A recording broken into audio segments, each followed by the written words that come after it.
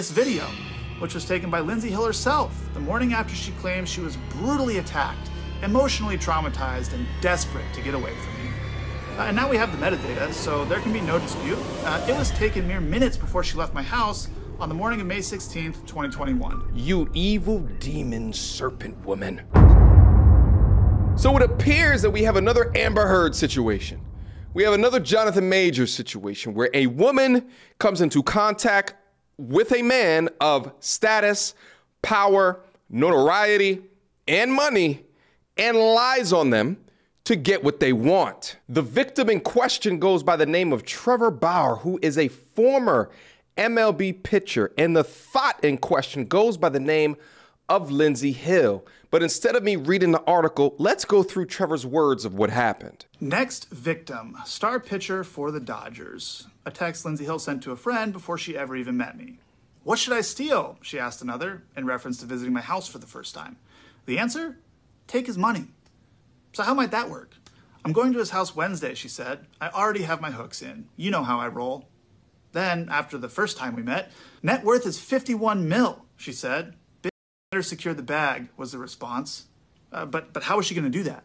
Need daddy to choke me out, she said. Being an absolute whore to try to get in on his 51 million, read another text. Then, after the second time we met, former Padres pitcher Jacob Nix told her, you got to get this bag. I'll give you 50,000, Lindsay replied.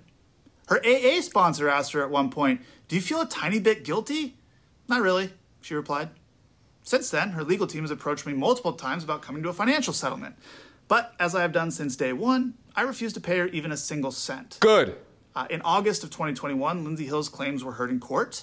And during those legal proceedings, critical information was deliberately and unlawfully concealed from me and my legal team. Probably the text. Information like this video, which was taken by Lindsay Hill herself the morning after she claimed she was brutally attacked, emotionally traumatized, and desperate to get away from me. And now we have the metadata, so there can be no dispute.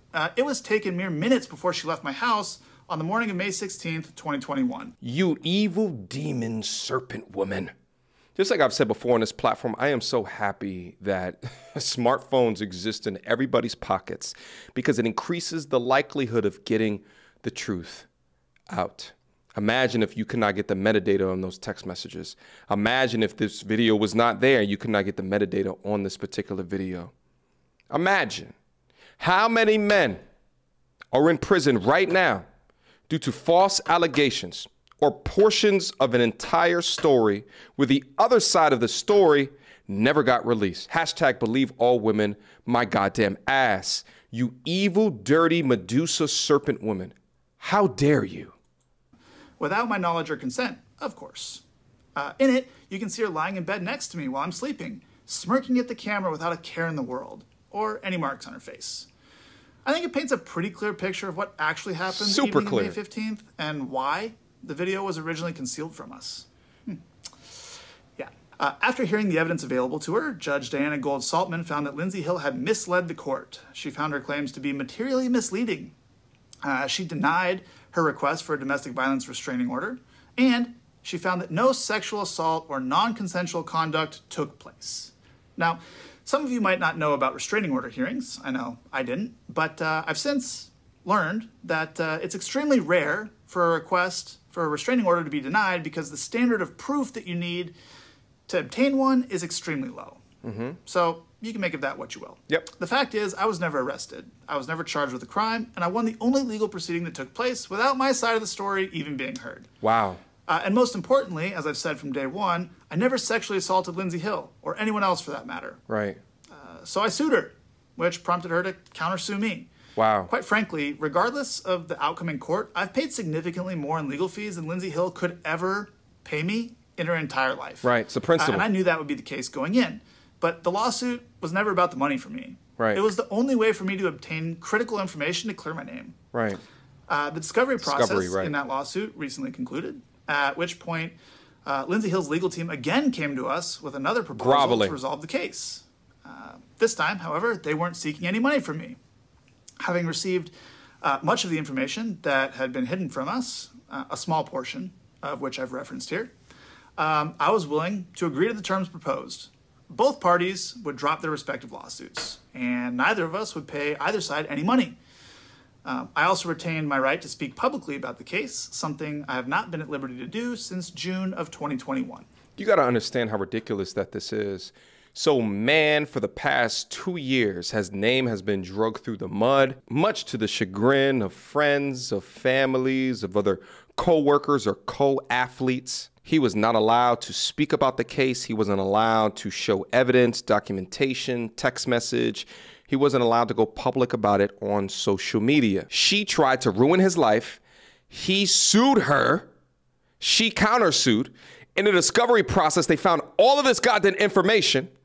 And then the lawyers came to him saying, please drop the charges. She didn't even have the money to pay you. And he did. He's a much nicer man than me, because me, I would have insured her lineage, her children, her children's children, her children's children would have been in debt, would have suffered the consequences of their thought mother, of their thought grandmother, of their thought grandmother. This is probably what Trevor is thinking, but he chose to take the professional high road. We don't gotta take the high road. We can all discuss what we would have done. Let go. So, as of today, both lawsuits have been settled. Now, over the last 2 years, I've been forced to defend my integrity and my reputation in a very public setting. But hopefully this is the last time I have to do so, as I'd prefer to just remain focused on doing my job, winning baseball games and entertaining fans around the world. So today, I'm happy to be moving on with my life. So the young thought in question, Lindsey Hill, did an interview with the Washington Post when she accused Trevor of the assault. Hill told the Washington Post that her claims never revolved around any money, which Bear alleged, this is Trevor, in his defamation lawsuit and continued to allege in his video on Tuesday. She follows up, I can't stop Trevor Bauer ever, the thought told the outlet.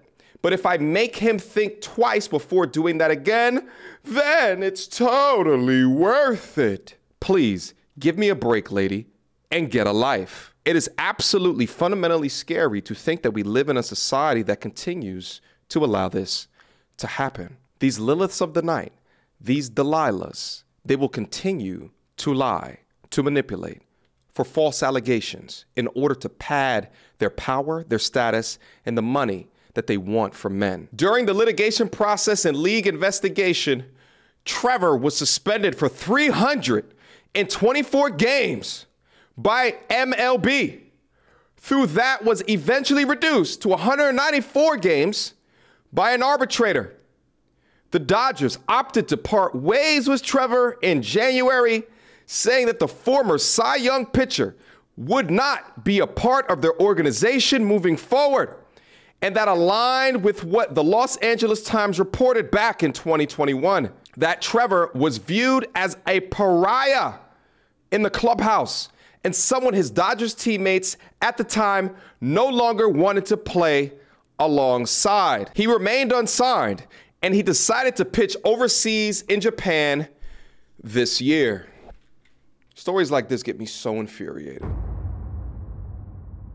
Johnny Depp, Jonathan Majors, Michael Irving, Trevor Bear. These are just a couple of names. But how many men's lives have been ruined due to hashtag believe all women? You see, you gentlemen, you are guilty until proven innocent, until they can get the text messages, until they can verify the security cam footage. You are guilty. These organizations don't care about you. They only care about their own brand and image and perception to the people. And right now, the narrative is against men, exponentially. So the blood, sweat, and tears that you put into an organization through their HR, talent acquisition, trainings, and home portals, and you think that you're now a part of the company culture and all this shit like that, you better watch yourself in rooms and private rooms and conversations with some of these women, because they know the strength that they gain through an accusation. Shit, bump an accusation. All they need is a passive-aggressive, subtle hint that you're a monster. And it threatens to ruin your reputation on the low end, all the way up to ruining your life. Questions, comments, concerns?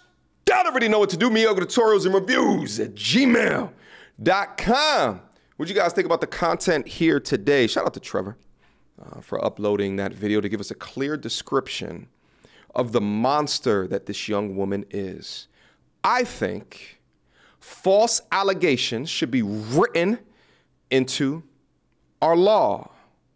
If you false allegate, is that a word? I don't know. If it's not, I just made it up.